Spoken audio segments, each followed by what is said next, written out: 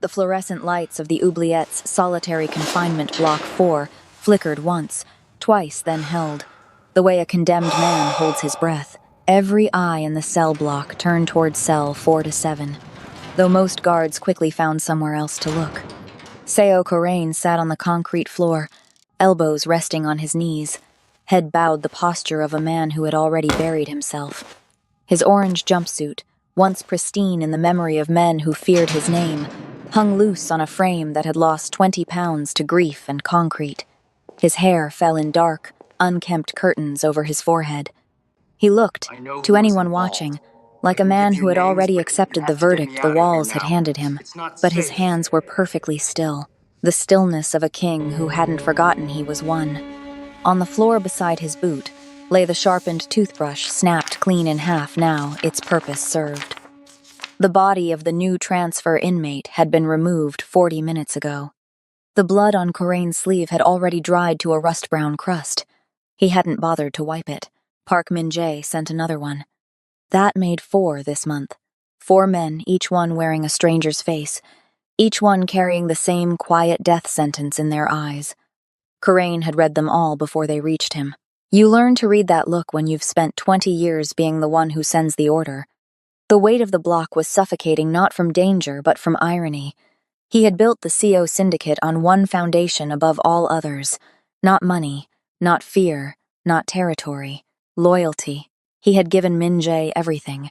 A name, a seat, a future. He had put the gun in his brother's hand during the early years when that hand was shaking. He had called him family when Min-jae had no one. And Min-jae had taken all of it, the name, the seat, the future, and handed Corain a prison cell in return. The heavy steel door at the end of the corridor groaned open. High heels, measured, unhurried. Every inmate within earshot went silent. Warden Ellen Scott walked the length of Block 4 the way she walked every hallway of the oubliette, like the building existed to accommodate her presence, not the other way around. The oubliette had no use for institutional distance. It was a black site in everything but name off every official registry, staffed lean, and answerable to no oversight body that anyone had successfully identified. Here, the warden was not an administrator behind glass. She was the building's only functioning authority, and she moved accordingly. Her light blue uniform was immaculate, rank patches crisp on each shoulder, her dark hair pulled back in a tight, professional knot. She carried nothing except a manila folder tucked under one arm and the kind of expression that had never once needed to raise its voice to command a room. She stopped at cell 4 to 7. She looked at the dried blood. She looked at the broken toothbrush. She looked at Corain. She did not flinch. The 2 guards flanking her exchanged a glance. She dismissed them with 2 words, an emotion so slight it barely qualified as a gesture. They left. The door at the end of the corridor sealed shut behind them with a pressurized hiss. Now it was just the 2 of them, separated by steel bars, the smell of copper in the air between them. Ellen crouched down slowly, until her eyes were level with his. She placed the manila folder flat on the concrete and slid it under the bars with one finger. Corain didn't move. He read the top page from where he sat. Asset liquidation orders. Every account, every holding, every shell company bearing a ghost of his name dissolved, absorbed, erased. Beneath that, a second document. An internal transfer request for Warden Ellen Scott, signed by 3 officials she had never petitioned.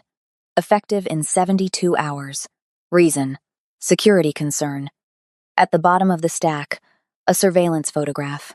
Ellen Scott, taken outside her apartment building. Time-stamped 2 days ago. Min-jae wasn't just buying the prison anymore. He was buying her silence, or paying for it the permanent way. The silence between them stretched until it had weight. Then, Ellen Scott leaned forward, close enough that her voice wouldn't carry past the bars, and said the 7 words that changed everything. So why are you letting a jester sit on your throne? Corain's eyes finally moved. Slow, deliberate. They rose from the folder and found hers and something behind them, something that had gone dark and dormant for months in that 6x8 cell, shifted. Not rage, not grief, calculation. She held his gaze without flinching. Her expression wasn't sympathy. It wasn't pity.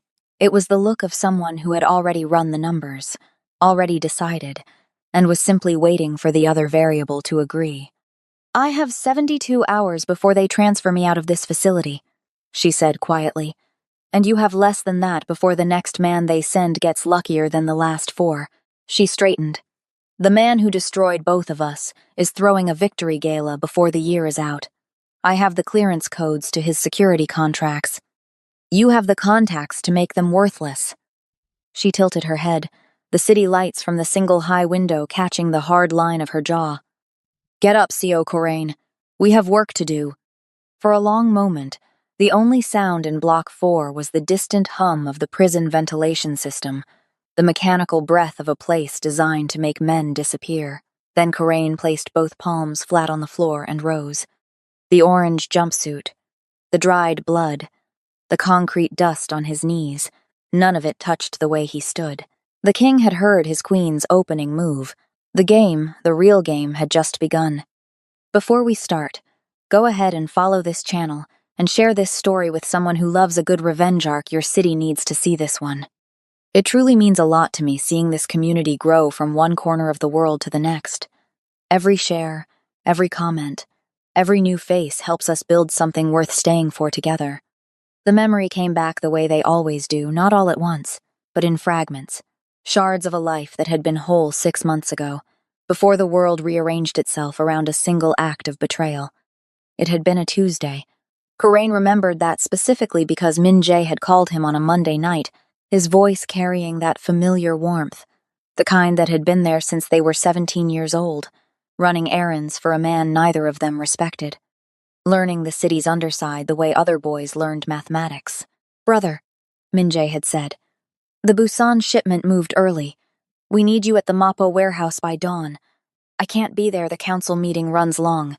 You know how Chairman Lim gets." And Corain, because he had never once in 23 years had reason to question that voice, had said yes. He arrived at the Mappo warehouse at 4:47 inches the morning, alone. He always worked certain things alone.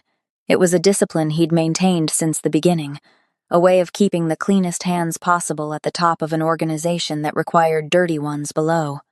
The warehouse looked right. The contact standing at the loading dock looked right.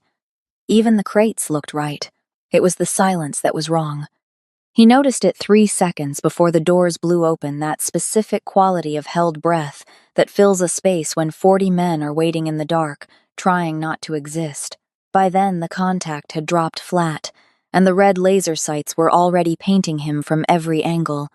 And Detective Inspector Yoon Chae-won was stepping forward with handcuffs and an expression that suggested he had been looking forward to this moment for a very long time.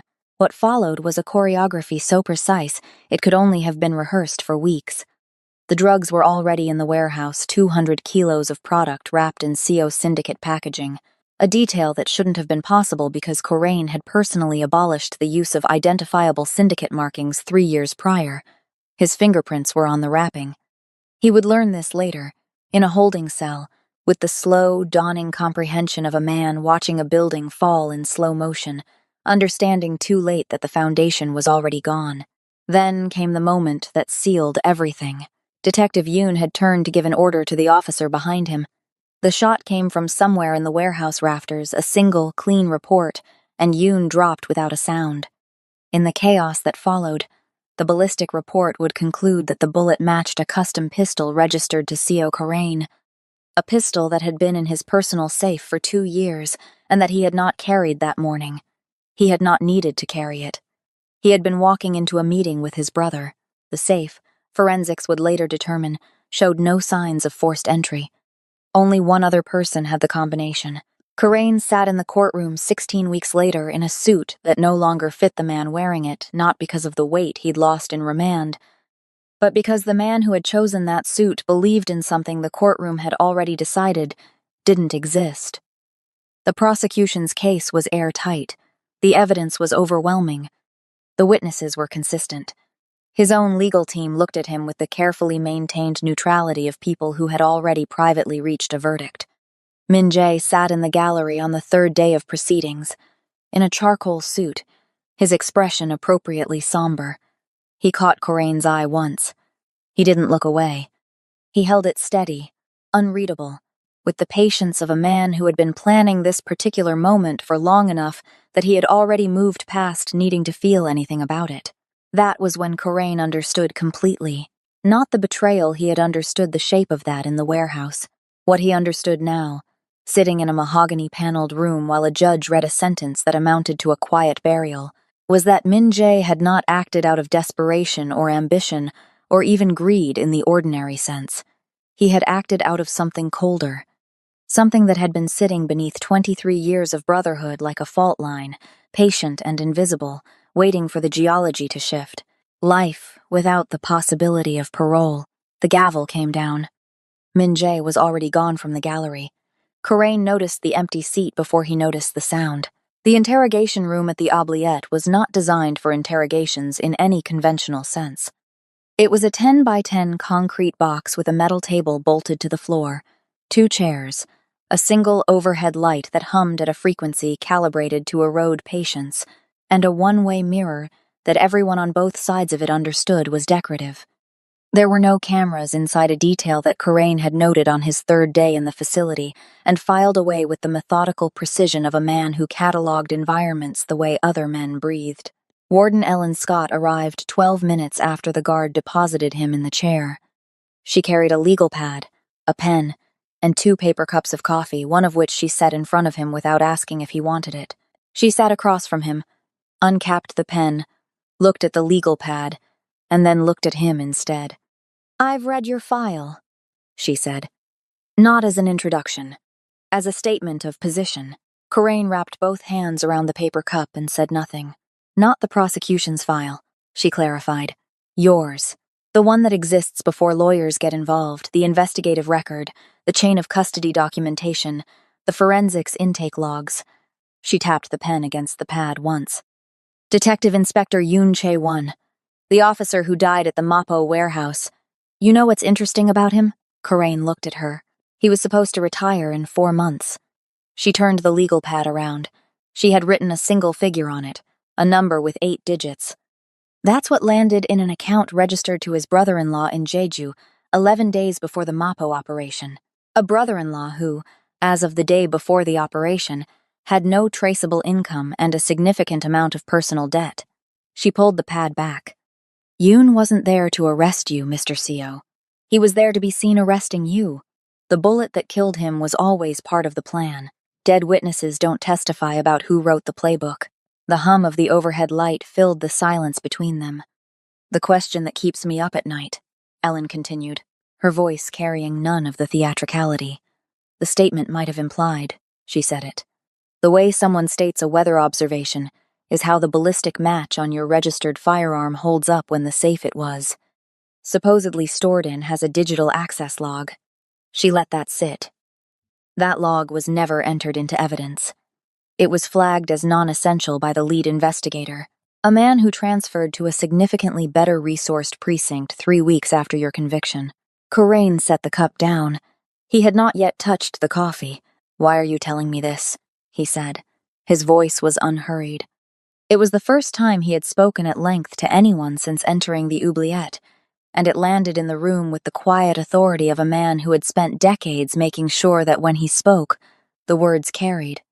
Ellen Scott looked at him for a moment without answering, not because she didn't have one, but because she was deciding how much of the truth to put on the table at once. He could see the calculation behind her eyes. He recognized it. He'd used it himself in rooms not entirely unlike this one.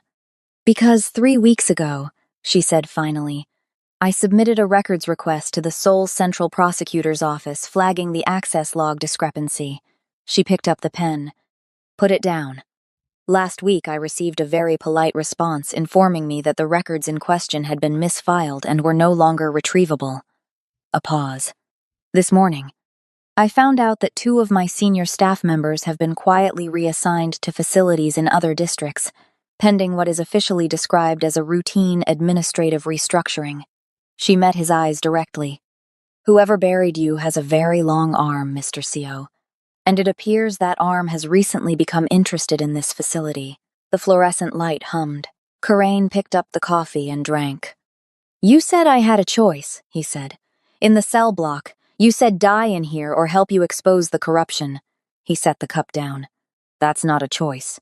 That's two versions of the same ending with different timelines. He studied her face the way he had studied faces for 20 years, looking not for what they showed, but for what they worked to hide. What do you actually want, Warden Scott? The question sat in the air between them. Ellen looked at the one-way mirror, then back at him. I want the name of every person Minjae has put inside this facility, she said. I want to know which guards, which staff, which administrative contacts. I want the full map of how his reach operates inside these walls. She held his gaze. In return, I give you every piece of evidence I've been quietly collecting for the past 3 months. I give you access to communication channels that don't exist on any log this facility maintains, and I keep you alive long enough to use both. A beat. We don't have to trust each other. We just have to be useful to each other. Corain was quiet for a long moment. Then he said, Officer Bae Sung-ho, C Block day shift. He reports every Thursday. He watched her write it down. Guard Supervisor Im Tae-yang. He controls the blind spots in the camera rotation on blocks 3 and 4. Reports on an irregular schedule I'd estimate twice weekly. Another pause. The duty nurse on the medical wing. I don't know her name yet. But she's the one who adjusts the medication manifests when a hit is being staged as a medical incident. Ellen's pen moved steadily. You've been watching them, she said. It was not quite a question. I've been in a cell, Corain said. I had time. The new transfer arrived on a Thursday. A broad-shouldered man in his mid-30s, with a shaved head and a record that described a series of assault convictions across 3 provinces. His name, according to the intake paperwork, was Han Dong-soo. He had the look of a man who had done legitimate time, the particular economy of movement, the calibrated blankness that real inmates develop over years. He was convincing. He was also not Han Dong-soo. Corain made him in 48 hours. It wasn't any single thing. It was the aggregate, the way his eyes tracked the guard's rotation pattern with professional efficiency rather than instinctive survival awareness. The way he ate in the cafeteria with his back always to a wall, which was correct prison behavior, but positioned himself at an angle that maintained sightlines to Corain rather than to the room's general threat landscape. The way he had arrived with no known contacts in the facility, no established prison affiliation, no debts or history that would have generated either protection or enemies. A social vacuum that in a real inmate population was simply not possible. Corain said nothing. He moved through the next 36 hours the same way he moved through everything in the oubliette, with the measured patience of a man who understood that in a confined environment, timing was the only weapon that couldn't be confiscated. The showers on Block 4 ran between 0615 and 0645. The camera covering the northeast corner had a 4-second rotation gap that guard supervisor Im Tae-yang maintained. Corain had mapped it in his 3rd week. The man who called himself Han Dong-soo took his position in that corner on the 5th morning of his tenure in the block, and Corain watched him do it from the entrance and understood that the next 4 seconds were the ones that had been purchased for him. He turned to leave. The thing that saved him was not speed. It was the sound, the specific soft scrape of rubber on wet concrete that telegraphed a lunge a fraction of a second before it happened. He turned into it rather than away, which meant the blade opened a line across his forearm instead of finding his kidney, and then they were in contact, and Corain was operating on something older and more reliable than thought. It lasted 11 seconds.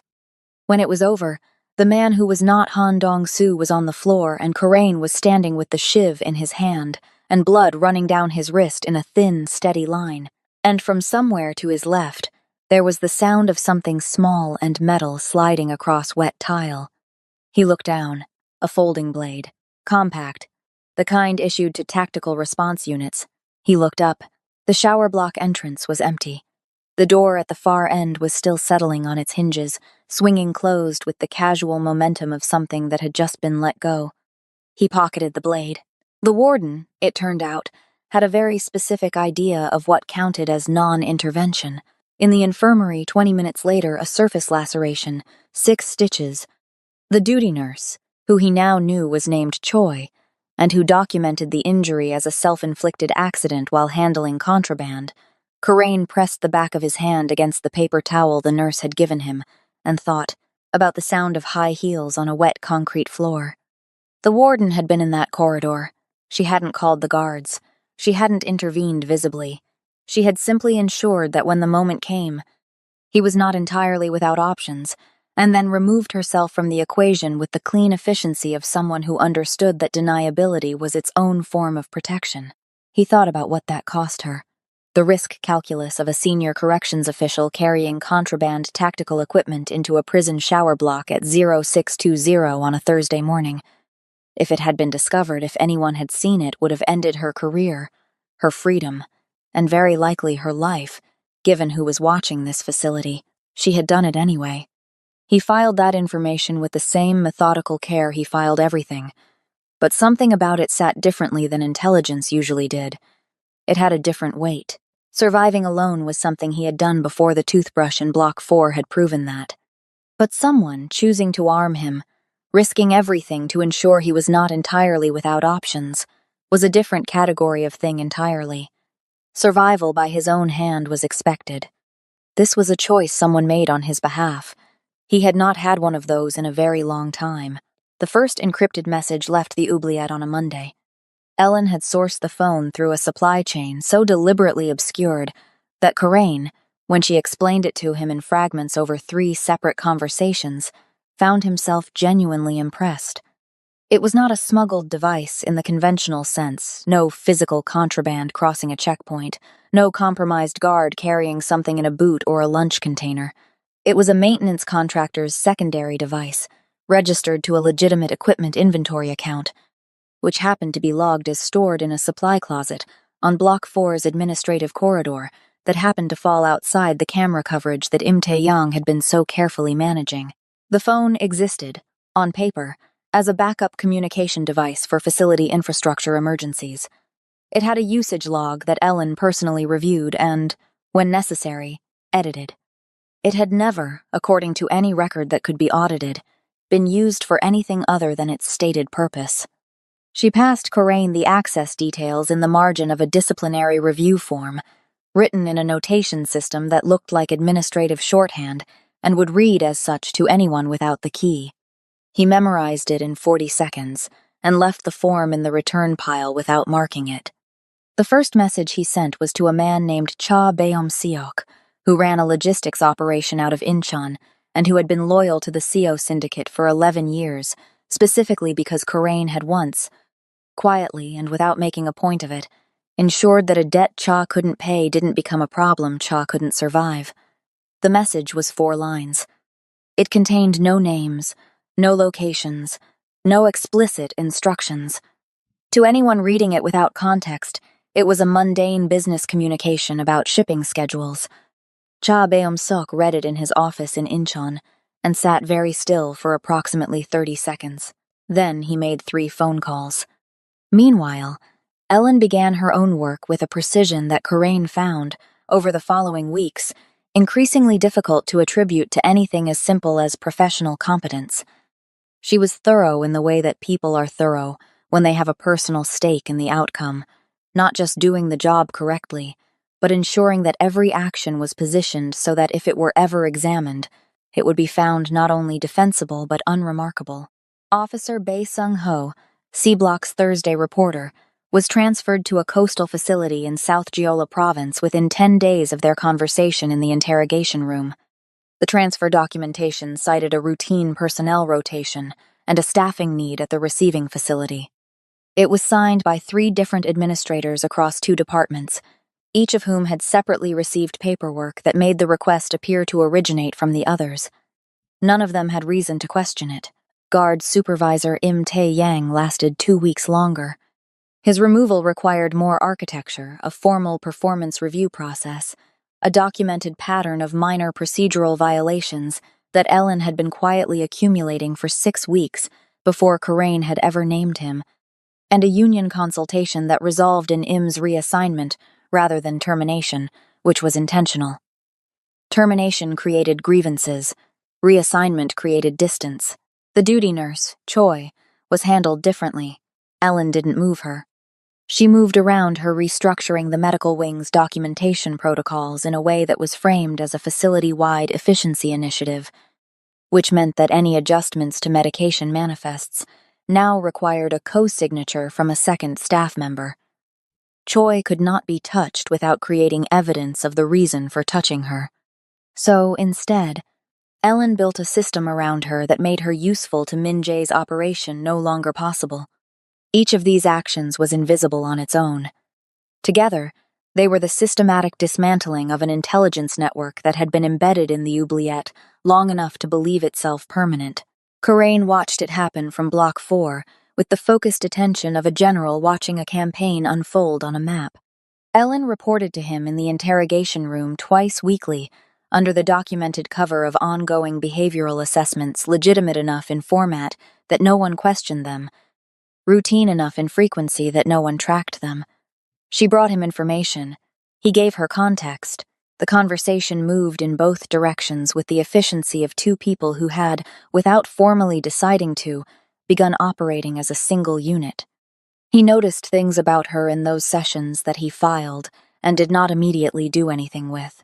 The way she organized information chronologically by default, but restructured spatially when she was thinking through a problem, so that her notes would shift from lists to diagrams mid-conversation without her seeming to notice.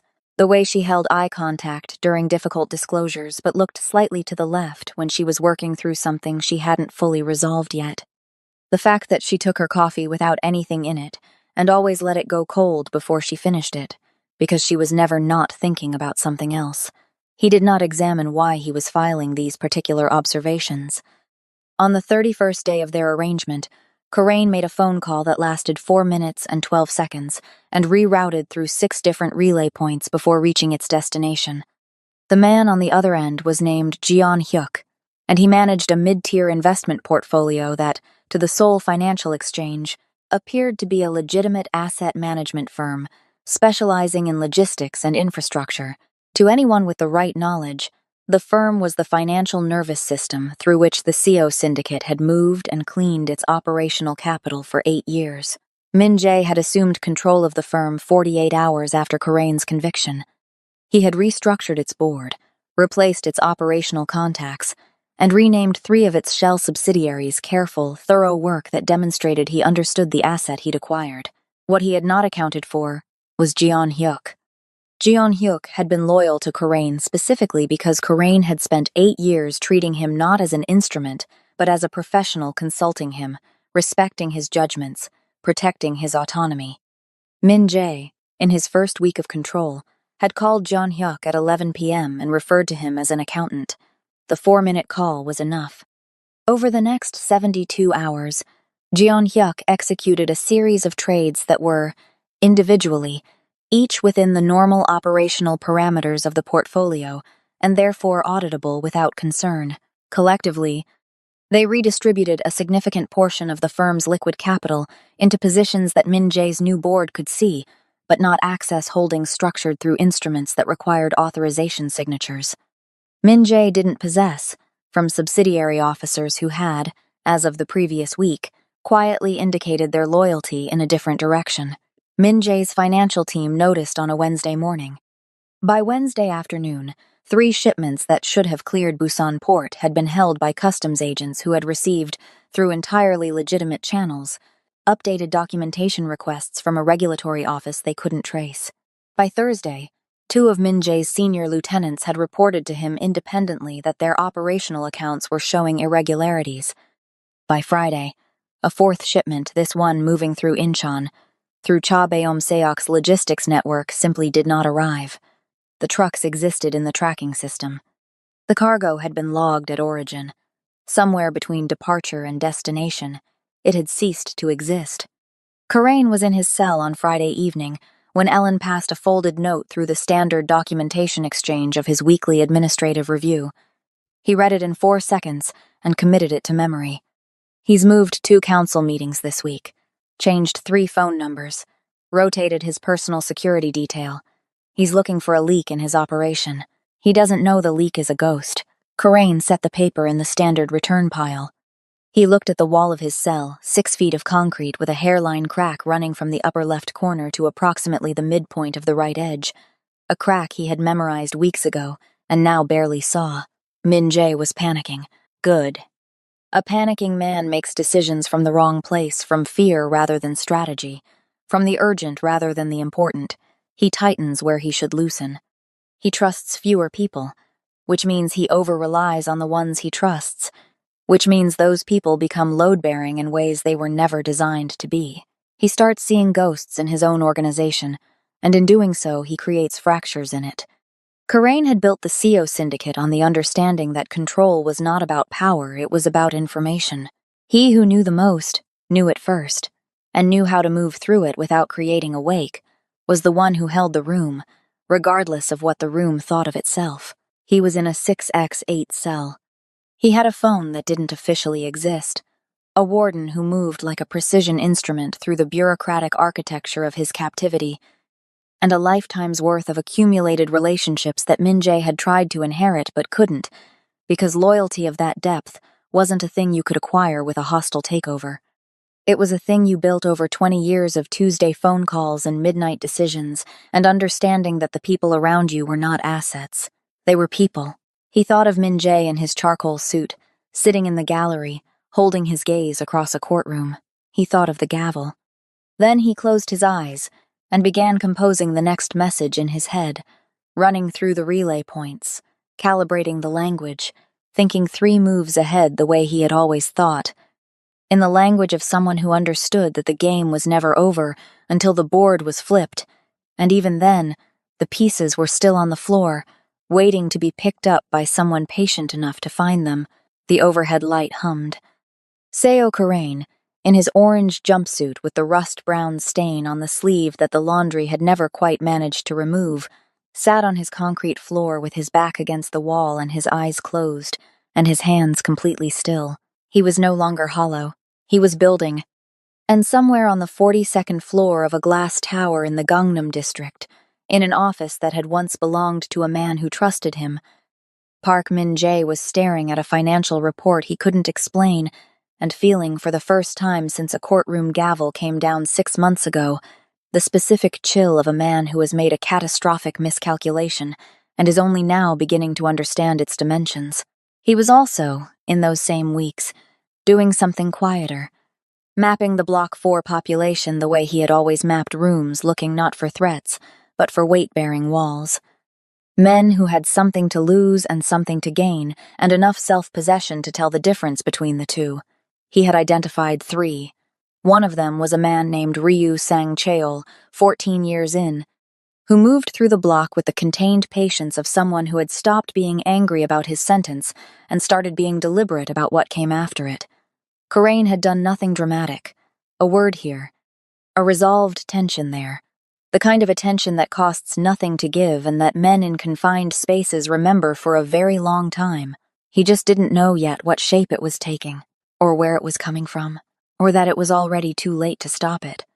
It happened on a Wednesday evening, in the interrogation room, 43 days into their arrangement. Ellen arrived 7 minutes later than their established window, not enough to trigger concern under normal circumstances.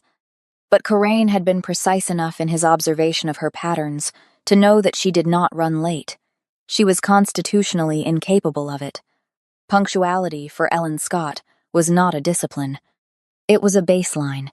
The 7 minutes meant something had happened before she walked through the door, and whatever it was, she had spent those 7 minutes deciding what to do with it. She sat down. She set her legal pad on the table. She did not open it. She looked at him for a moment with an expression he hadn't seen from her before, not the professional composure she wore like a second uniform, and not the focused intensity of their working sessions. Something quieter. Something that had been held under pressure for a long time and was only now, by conscious decision, being allowed to surface. "I need to tell you something," she said, "and I need you to let me finish before you respond." Karain said nothing. He waited. "My name is Ellen Scott," she said. "That part is real. But before Scott, it was Song. Ellen Song." She placed both hands flat on the legal pad, not as a gesture but as an anchor. "My father was Song Byung-il. He ran the song operation out of Busan for 18 years. Mid-tier syndicate, not your level, but established. Legitimate enough in the areas that mattered and careful enough in the ones that didn't. A pause. I think you know who he was. Karain was still. His expression did not change. He died just over 11 years ago, Ellen said. The official story was a rival territory dispute. A hit ordered by the Seo syndicate in retaliation for song encroachment on your Busan shipping routes. She met his eyes directly. That's what I was told. That's what I believed for 11 years. That's why I applied for the position at this facility when I saw your name on the incoming transfer manifest. She exhaled slowly. I took this job to kill you. The fluorescent light hummed between them. I want you to know, she said, that I am telling you this now not because I've decided you're innocent of everything. I'm not naive about what the CO syndicate was. I'm telling you because 3 weeks ago, I found something in your financial records that didn't fit the story I was given, and I have spent 3 weeks confirming it. And I owe you the truth of what I found. She opened the legal pad. She turned it to face him. It was a transaction record, not a financial one, but a personnel record. A payment authorization for a contracted operation, dated 11 years and 4 months ago. Routed through a shell entity, Karain recognized immediately as one of the CO syndicate's secondary operational accounts from that period. The authorization bore 2 signatures. One was his. Or rather, one appeared to be his, the same signature that had appeared on documents throughout his trial, a signature that forensic analysis had certified as authentic, and that Karain had known since the first day of his trial was not. The second signature was Park Min-jae's. Karain looked at it for a long time. The song operation was never a territorial threat, he said. His voice was level. Your father was careful. He stayed inside his lanes. I had no reason to move against him. He looked up from the page. I didn't order that hit. I know, Ellen said.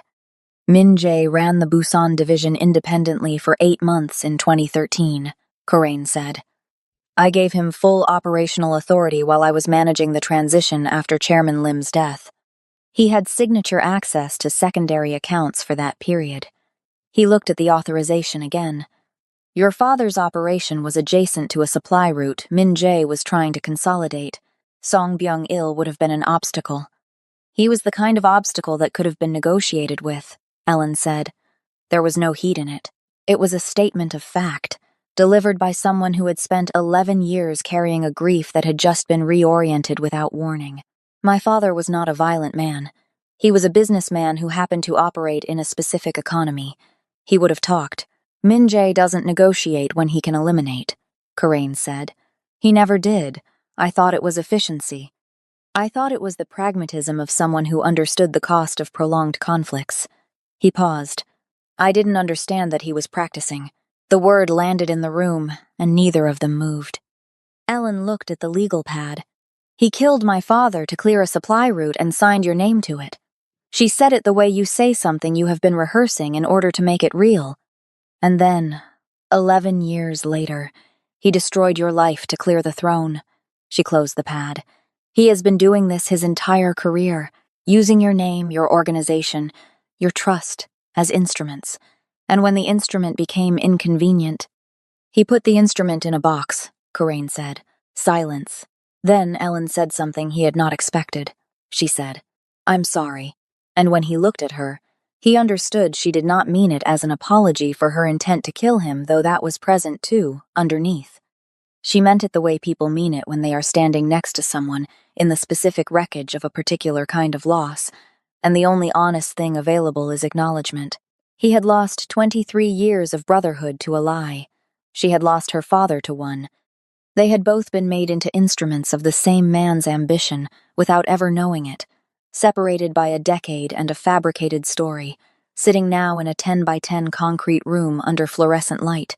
Karain said, He will pay for your father first, then for everything else. It was not a comfort. It was a contract. Ellen received it as such. When she left the interrogation room 40 minutes later, the thing between them had changed in a way that neither of them named, because naming it would have required acknowledging that what had begun as a cold strategic alliance had become something with weight and heat and the particular density of two people who had each, in their own way, been entirely alone for a very long time. The riot started on a Friday at 1140, which Corain later understood was deliberate.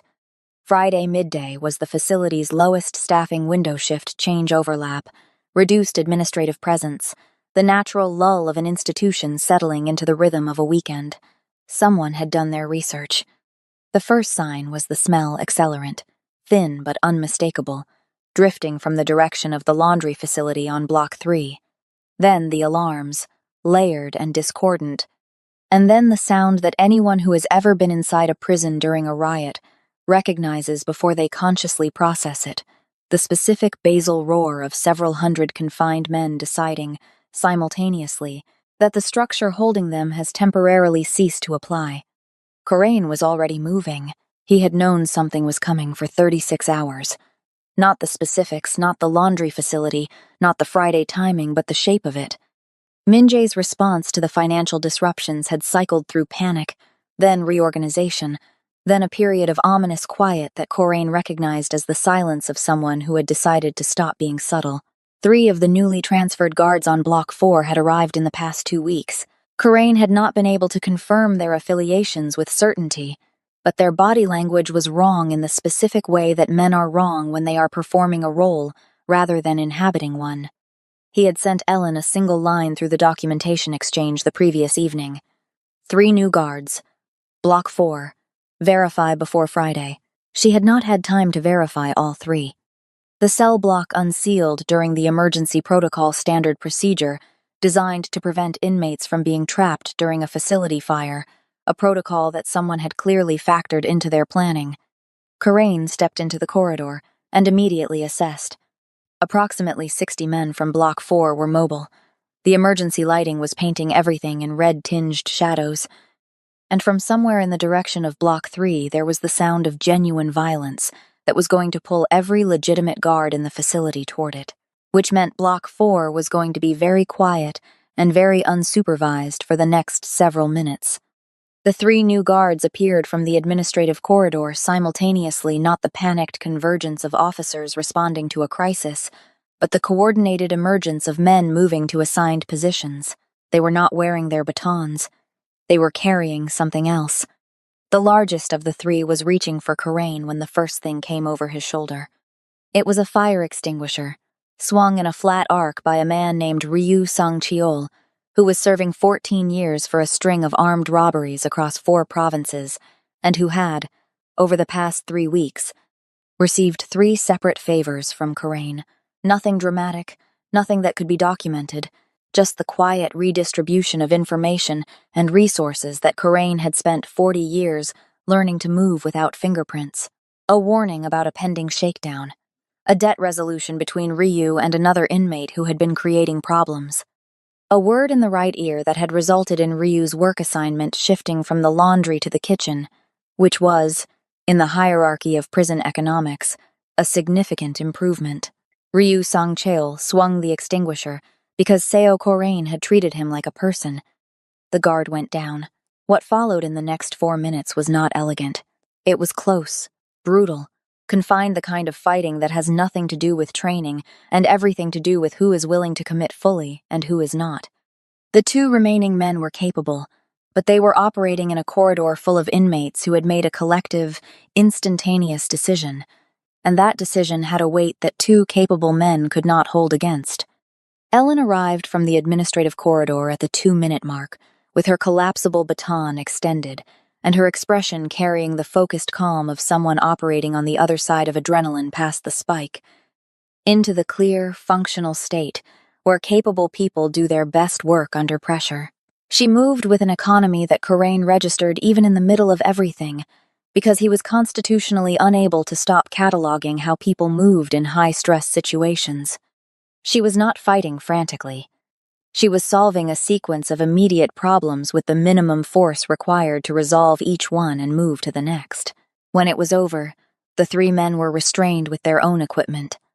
The Block 4 corridor was intact. The riot on Block 3 continued for another 22 minutes, during which Ellen coordinated the facility's official response through her radio with one hand, while helping Corain secure the administrative corridor with the other. Afterward, in the specific stillness that follows violence, Corain stood in the corridor and looked at the 40-odd inmates who had stayed, rather than dispersed men who could have used the chaos to create problems of their own, or simply to disappear into the facility's disorder, but who had instead, by some collective gravity, remained in Block 4, remained adjacent to what had just happened, remained, if he was reading it correctly, in proximity to him. Ryu Sung-cheol was leaning against the wall with a split lip, arms crossed, watching him with the patient expression of a man who has made a decision and is waiting to see what the person he made it for is going to do with it. Corain looked at the corridor, at the men in it, at Ellen standing 6 feet away with blood on her sleeve that wasn't hers, her hair half escaped from its practical knot, her radio in one hand and her baton in the other. He said, at a volume that carried without projecting, "When we leave this place, every man standing in this corridor leaves with us. What comes after is your choice. But you will not be forgotten and you will not be abandoned." He paused. "That is a promise from a man who has only ever broken one, and he is the reason we are all standing in this corridor." No one spoke, but no one moved either. Which was, in its own language, an answer. Ellen spent 11 days building the exit. It was not a tunnel, and it was not a bribe, and it was not the kind of escape that left evidence of an escape. It was paperwork. Specifically, it was a medical transfer request for one high-security inmate presenting with symptoms consistent with a rare cardiac condition, requiring specialist intervention unavailable at the current facility, supported by a clinical assessment from the facility physician, a supporting consultation from an external specialist whose credentials were verifiable, and whose office operated by a man who had owed a debt to Cha Beom-seok for 6 years and had just been given the opportunity to clear it, would confirm the case if contacted. The transfer required authorization from 3 different administrative levels. Ellen had prepared the request so that each authorizing officer received documentation that appeared to originate from the level above them, making the approval feel like a formality rather than a decision. The facility's legal compliance officer, who reviewed all high-security transfers, received a supplementary briefing that framed the transfer as a liability mitigation measure. Should the inmate's condition deteriorate within the facility, the legal exposure would be significant. The compliance officer initialed the document within 4 hours. The transport paperwork listed 2 accompanying staff, a medical escort and a correctional supervisor. Both positions were filled by names drawn from the legitimate facility roster, both conveniently on scheduled leave during the transport window, their names borrowed from the system with the careful, temporary precision of a pickpocket who returns the wallet. On the morning of the transfer, 2 people arrived at the Block 4 intake corridor in the correct uniforms, carrying the correct documentation, moving with the correct professional indifference of people who did this routinely and found it unremarkable. One of them was Ellen Scott, whose face was known to every person in the facility, and who was, on this morning, wearing the administrative clearance that made her presence at a medical transfer unremarkable. The other was a man whose face was not known to anyone in the oubliette, because he had never been to the oubliette, and whose uniform had been sourced through a supply contact in Incheon. Im Tae-yang's reassignment 3 weeks prior had left the Block 4 camera administration without its previous custodian. Ellen had absorbed the oversight responsibility into her own portfolio the same day his transfer was processed, citing continuity of security protocols. No one had questioned it. No one questioned anything Ellen Scott framed as administrative continuity. The inmate brought to the intake corridor was Seo Corain, who had spent the previous evening doing nothing in particular in his cell, which would be confirmed by the camera footage showing a man in an orange jumpsuit lying on a prison cot, footage that Ellen had arranged to be supplemented with a loop of sufficient length to cover the morning window. The intake process took 9 minutes. They walked out the front door of the oubliette at 8, 23 inches the morning, in weak winter sunlight, Corain in a medical transport restraint that was locked with a key Ellen had transferred to his left palm during the corridor walk, and Ellen with her hand at his elbow in the guiding grip of a correctional supervisor managing a medical transfer, her face carrying the professional neutrality of a woman doing a routine job on a routine morning. The transport vehicle, a medical contractor's van, legitimate plate, legitimate registration, operated by another of Cha Beom-seok's network, pulled away from the facility entrance at 8:31. At 8:47, the van turned off the primary road and onto a secondary route. At 8:51, Karain removed the restraint. He sat for a moment with his wrists in his lap, looking at his hands, the hands of a man who had been in a cell for 4 months and who was now, for the first time, sitting in a moving vehicle, with the city's winter light coming through tinted glass and the oubliette receding in the distance behind him. Ellen was sitting across from him. She had removed her uniform jacket. Underneath it, she was wearing a plain, dark sweater that made her look like someone entirely different from the warden he had known through steel bars and fluorescent light. Her hair was still pulled back, but looser the morning's motion had let several strands escape, and she hadn't fixed them. She was watching him with an expression he had learned to read over 11 weeks of interrogation rooms and corridor conversations, and a riot that had lasted 4 minutes and changed the composition of everything. "How does it feel?" she said. He considered the question with the seriousness it deserved. "Unfinished," he said. She almost smiled. "Not quite, but almost." "Good," she said. "We have a lot of work to do." The safe house was in Mapo, 3 blocks from the Han River, on the 4th floor of a building whose ground floor operated as a dry cleaning business that had been legitimate for 30 years, and that had, for the past 11 of those years, also operated as a quiet transit point for the kind of arrangements that required discretion and a loading bay with rear access. The apartment above it had been maintained by Cha Beom-seok's network for emergencies and had never been used for one until now. It had 3 rooms, adequate heat, and a closet that had been stocked in the previous 48 hours by people who had received specific measurements and specific requirements and who had not asked questions. Karain stood in front of the bathroom mirror for the first time in 4 months and looked at a face he recognized, but that seemed to require reacquaintance. The weight loss was visible in the jaw, in the sharpness of angles that had previously been softer. The stubble was significant. His hair, without the humidity of the prison block, had dried differently, hanging with a weight that made him look younger than he felt. He showered for a long time. Not from urgency, but from the particular luxury of standing under clean, hot water without a clock running, and without the background awareness of vulnerable positioning that had been a constant companion for 4 months. He stood in the steam and let it work on him, and did not think about anything specific, which was itself a kind of discipline. The suit was in a garment bag hanging from the closet door. Black, which was correct not because he had requested it, though he had, but because it was the only color that would do for what was coming. The fit was precise in the way that bespoke tailoring is precise, which meant that whoever Cha had sourced it from was working from accurate measurements. The shirt was white, the bow tie was black. The shoes had been polished to a finish that caught light. He dressed methodically, and with the deliberate attention of someone performing a ritual that mattered. Not vanity, nothing as simple as that. More the understanding that what he put on tonight was not clothing. It was a declaration. He was arriving at Park Min-jae's celebration of a stolen empire, and what he wore was going to be the first thing every person in that room understood before he said a single word. He was not the man who had been buried. He was the man who had come back from it. He stood in front of the mirror again and picked up the razor. In the next room, he could hear the particular quality of silence that means someone is engaged in a focused, private process of their own.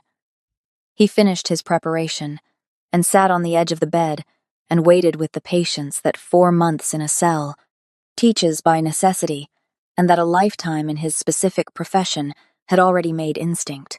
When Ellen appeared in the doorway, he understood immediately why the silence had that quality.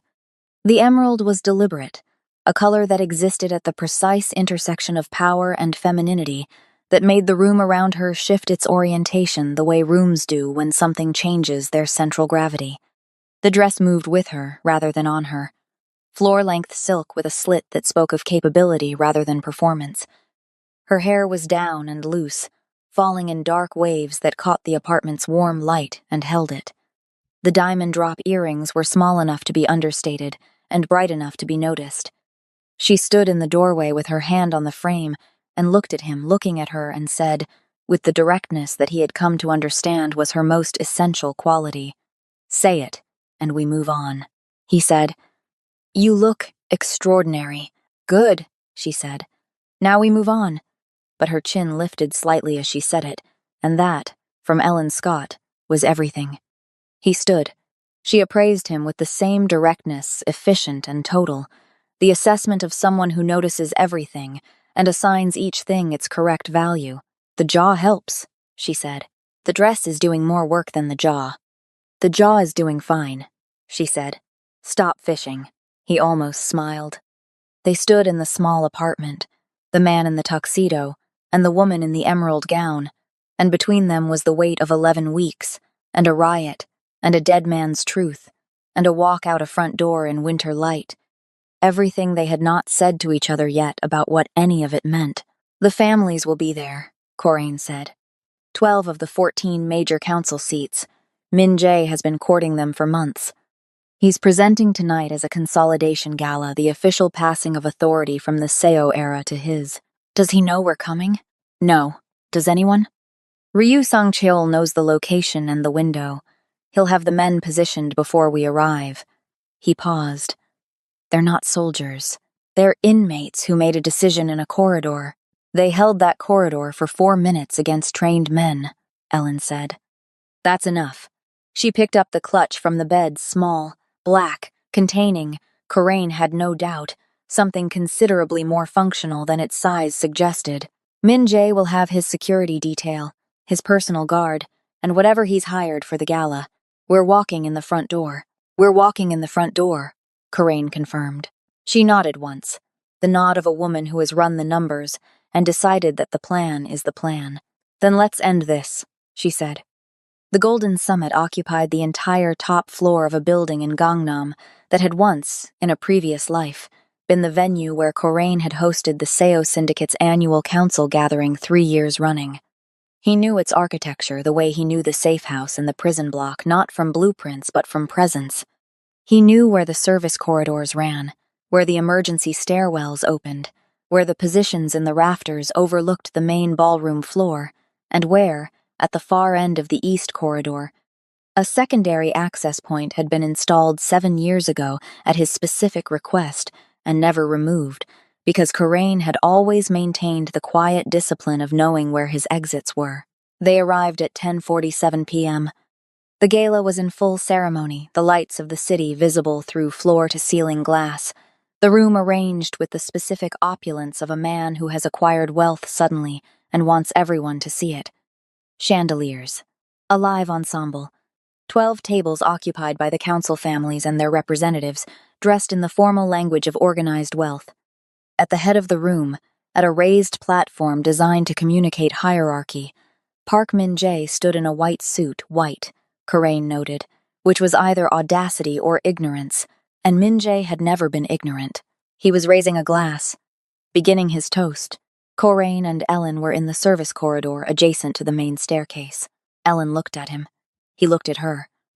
No words, they had covered the sequence in the van on the way, and both of them had the kind of memory that didn't require repetition. She moved first, toward the east corridor, and the positions she needed to clear before the staircase moment. He moved toward the staircase. He heard Min Jae's voice carrying from the ballroom the measured warmth of a practiced public speaker, the cadences of a man who understood that a room of this kind required theater as much as information. He was halfway through something about legacy and continuity and a new era. Then the lights went out. The emergency system brought them back in 4 seconds standard building protocol, standard duration, enough time for one thing to change. Seo Coraine stood at the top of the grand staircase. The room below him went silent in a way that had nothing to do with the lights. It was the silence of 300 people whose collective understanding of reality had just been revised without warning. He saw it move through the room like a wave, the recognition, the recalibration, the specific quality of shock that comes not from fear, but from the collision of what was known to be true and what is undeniably present. He was in a tuxedo. His hair was back. His jaw was clean. His hands were at his sides, and his expression carried the settled, absolute composure of a man who has been in rooms like this one 100 times and has never once been the least important person in any of them. From Min Jae's platform, across the length of the ballroom, he watched his former brother go pale. Then Min Jae said something to the man on his right, a command, sharp and low, and the room began to reorganize itself toward violence. Nothing happened. The security detail stood where they were. They did not move toward Karain. They did not raise weapons. They stood with the specific stillness of men who have already received different instructions from a different authority. Instructions routed through clearance codes and operational accounts that Min Jae's IT team had not yet managed to lock, because Karain's access to his own systems had been restored 72 hours ago through a chain of actions that Jeon Hyuk had executed with the quiet precision of someone who had been waiting for exactly this moment. From the rafters, there was a single muffled sound. Then another. Ellen's marksmanship, it turned out, was not a figure of speech. The two snipers Min Jae had positioned in the overhead structure had been her first priority from the east corridor. She moved through the rafters in her emerald gown, and her flat-soled backup shoes she had changed in the van, heels in the clutch, functionality prioritized with the focused efficiency of someone for whom the dress was incidental and the objective was not. By the time the second sniper was neutralized, Karain was on the ballroom floor. What followed was not a clean operation. It was fast, loud, and close, the hired personal guard making decisions in real time without the support structure they had expected. The council families pressing back against the walls with the practiced self-preservation of people who have survived rooms like this before. The ensemble abandoning their instruments at a speed that suggested they had read the situation correctly, approximately 30 seconds ahead of most. Karain moved through it with the directness of a man who has one destination and has already cleared everything else from the calculation. He took a hit to the ribs from a guard who was larger than average and committed enough to be dangerous. Felt it, filed it, kept moving. He put two men down in the space between the second and third tables, and the third he redirected with the economical leverage of someone who learned to fight in environments where space was never adequate and excess motion was always a liability. Min Jae had moved toward the east exit. Karain was faster. They met in the corridor that led to the rooftop access, just the two of them. The noise of the ballroom behind them, the city's night visible through the stairwell windows. Soul spread below like a circuit board in the dark. Min Jae turned at the rooftop door because there was nowhere else to go. He looked at Karain, at the tuxedo, at the jaw, at the settled expression, and his face cycled through several things in quick succession. Shock, then calculation, then something that might have been, underneath everything else, recognition. The recognition of a man who had underestimated the depth of the thing he was dealing with and understood it only now. "You were in a cell," Min Jae said. "I was," Karain said. "You had nothing." "I had time," Karain said, "and a better partner than you ever gave me." Min Jae moved because men like Min Jae always move, even when the numbers are wrong, and it was over before it had fully begun. Karain was not angry. He had stopped being angry weeks ago, somewhere between the riot and the razor, and what had replaced it was something cleaner and more permanent.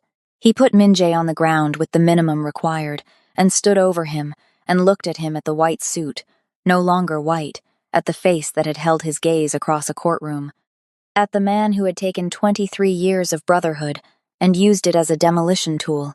Min Jae had worn white tonight to announce himself as something new. The rooftop concrete had an opinion about that.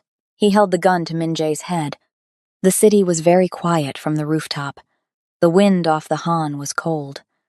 Below them, through the stairwell, he could hear the sounds of a room reorganizing itself around a new understanding of who held authority. He stood there for a long moment. Then, he lowered the gun. "There's a cell at the oubliette," Karain said. "Block 4, cell 4 to 7, 6 by 8. The light flickers at night. The crack in the wall runs from the upper left corner." He looked at Min Jae. "You have time to count it." He stepped back. Ellen was in the doorway. She had appeared without sound, the way she moved through every space she occupied with the precise sufficiency of someone who was always exactly where she needed to be. Her hair was still down, One strap of the gown adjusted from the movement of the rafters, the clutch in her left hand with its specific weight. She looked at Min-jae on the ground. She looked at Karain. He said nothing. Neither did she. They had long since moved past requiring language for the things that mattered between them. Behind her, in the stairwell, he could hear footsteps Ryu Sang-cheol and the men from Block 4, who had held a corridor and been promised they would not be forgotten, appearing now at the threshold of a conclusion they had crossed a city to reach. And beyond them, down in the ballroom, the council families were waiting. Karain descended the staircase the second time differently than he had the first. The first time had been theater necessary, deliberate, designed to land with maximum impact on a room full of people who needed to have their understanding of the situation revised before anything else could happen. The second time was a conclusion. He walked into the ballroom and stood in the space that had cleared around the platform and looked at 12 tables of the most dangerous people in the city's shadow economy. And he spoke to them not as a ghost or a revelation, but as the man he had always been, in the register of someone who has never needed volume to command attention. He told them what Min-jae had done. Not in the language of grievance, he did not perform the betrayal for sympathy. He laid it out in the factual sequence of a man presenting an account that could be verified, supported by the financial documentation that Jeon-hyuk had been systematically assembling for weeks, documentation that would, in the morning, also find its way to 3 specific journalists, 2 prosecutors, and a regulatory office whose interest in Min-jae's consolidated holdings had been carefully cultivated by Ellen through channels that would survive any subsequent scrutiny. He told them about Song Byung-il. He told them because the families needed to understand that Min-jae's methodology was not new and had not been limited to the CO syndicate. He told them because some of the people at those 12 tables had fathers and predecessors who had done business with Song, and who deserved to understand the shape of what had actually happened to him. The room listened. When he was done, he said, "The CO syndicate returns to its operations under its legitimate leadership. What Min-jae built using CO resources is returned to CO authority. What he built using his own methods and other families' assets is a matter for those families to resolve." He paused. "Anyone who chooses to contest this in the coming weeks is welcome to. But they should understand clearly what it costs to contest me. And they should consider that the woman standing to my left has spent the past 3 months building a legal architecture around every operation in this room that she can activate or suspend at her discretion." The room looked at Ellen. Ellen looked back at the room with the expression of someone who has already had this conversation in her head and won it. No one contested. They left the Golden Summit at 1:22 inches the morning. The city was quiet in the way that cities are quiet at that hour, not empty, but internalized. The noise pulled inward, the streets carrying only the motion of people who have specific places to be in the dark. The Han River was a black ribbon to the south, catching the city's light in slow, indifferent movement.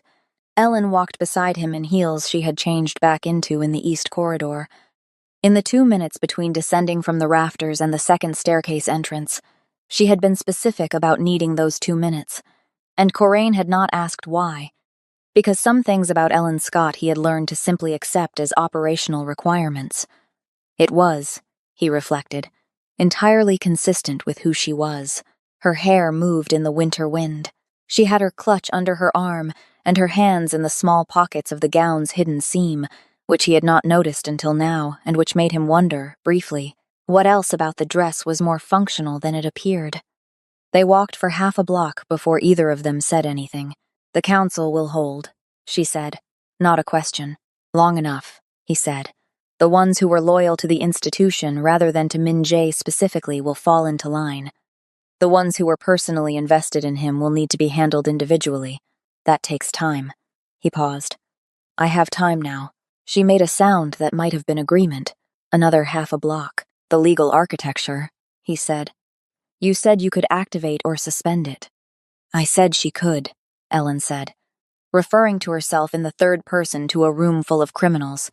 "Standard intimidation technique. Can you?" A pause. "Selectively," she said, "and with significant personal risk." She looked at him sideways. "But yes." He nodded. "Then I have a question," he said. "You have several," she said. You've been constructing them for weeks. I've watched you do it. He stopped walking. She stopped a step ahead and turned, which put them facing each other on a quiet Gangnam street at 1:24 inches the morning, her in emerald and him in black. The city's light. Doing what the city's light had been doing all night, catching the edges of things and making them clear. The job at the oubliette, he said. You took it to kill me. You stayed to expose Min Jae. He looked at her. What do you stay for now? Ellen looked at him for a moment with the expression of someone who has already run this particular calculation, but is deciding, in real time, how much of the working to show. I have a useful skill set, she said, and a significant knowledge base regarding the operational structure of organized crime in this city. She paused. It would be irresponsible to let that go to waste. That's not an answer. No, she said. It's not. She looked at him for another moment. Then, ask me again in 6 months, when we've both had time to become people rather than instruments. It was honest. It was exactly what she would say. It was also, he understood, its own kind of answer. He said, 6 months. She said, don't be dramatic about it. He almost smiled. She almost let him. They walked on, together, through a city that was already, in the hours before dawn, beginning to rearrange itself around a new configuration of power, not the configuration Min Jae had built, which had been founded on theft and fear and the leveraged corruption of every institution it touched, but something older and more difficult. Something that required, from the people at its center, not just intelligence and capability and the willingness to operate in the space where law and shadow overlapped, but the particular quality that Karain had built 23 years on and lost and rebuilt in a 6x8 cell with a flickering light, and a warden who had walked in to kill him and stayed to become something neither of them had a killer, clean word for yet. Not criminals. Not law enforcement. Not king and queen, though the city would call them that, in whispers in the months ahead. Just two people who had been made into instruments by the same man's ambition and had chosen separately and then together to become something else instead. The Han River caught the first pale suggestion of morning at the far edge of the sky. They walked toward it. Before we go ahead and follow this page and drop a comment below. Can Karain trust his instincts, or has surviving betrayal made him see enemies in everyone, including the one person who never lied to him? It truly means a lot to me seeing this community grow from one corner of the world to the next. Every like, every share, every new face that finds this story helps us build something worth staying for together. And if you are not following yet, do it now, because what is coming next will make everything you just read feel like the calm before the storm. The truth about Ellen's past is only half the secret. The other half has been sitting in plain sight since the first chapter, and when it lands, this entire story changes shape. See you in the next one, if they make it out of what is coming.